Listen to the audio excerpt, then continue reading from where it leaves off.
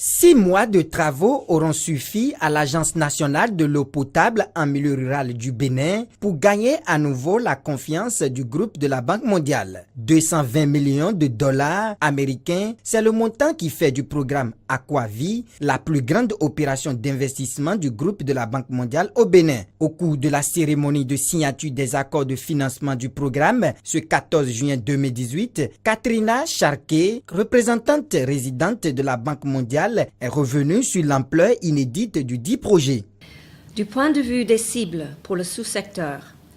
près de 1,7 million additionnels de Béninois vivent en zone rurale, bénéficieront d'un accès aux services d'eau potable à travers la construction et la réhabilitation de plus de 600 adductions d'eau villageoises, la construction de plus de 34 000 branchements particuliers et 3 300 bornes fontaines. L'accès à l'eau potable est un défi majeur dans les zones rurales pour les autorités béninoises, raison pour laquelle le directeur de l'Agence nationale de l'eau potable en milieu rural, Sylvain Migan, a pris le ferme engagement d'atteindre les objectifs du programme. Les partenaires impliqués dans le projet restent mobilisés pour la mise en œuvre efficiente en toute performance de ce programme très important pour nous, à travers ce que nous allons faire dans les années à venir pour assurer l'accès universel à l'eau potable en milieu rural, avec 2 objectifs principaux, des investissements massifs,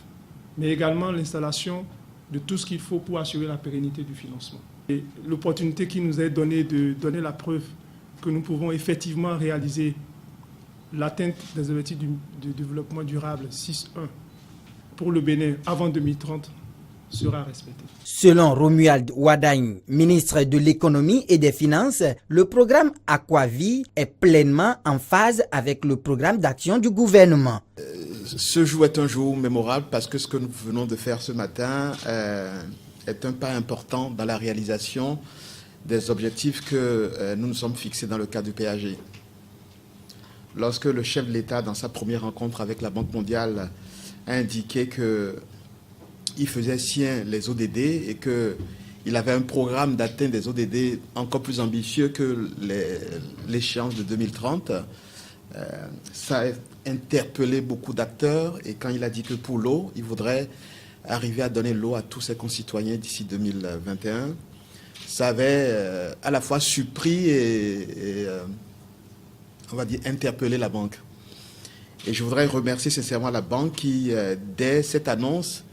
a trouvé l'idée importante, a trouvé que le Bénin, une fois de plus, était parti sur une lancée originale dans l'ambition, originale dans l'organisation que nous avons conçue pour l'exécution de ce plan. Et la banque n'a ménagé aucun effort pour que, et dans la conception, la mise en place de la structure et donc la mobilisation des ressources, nous ayons le soutien plein entier de la banque.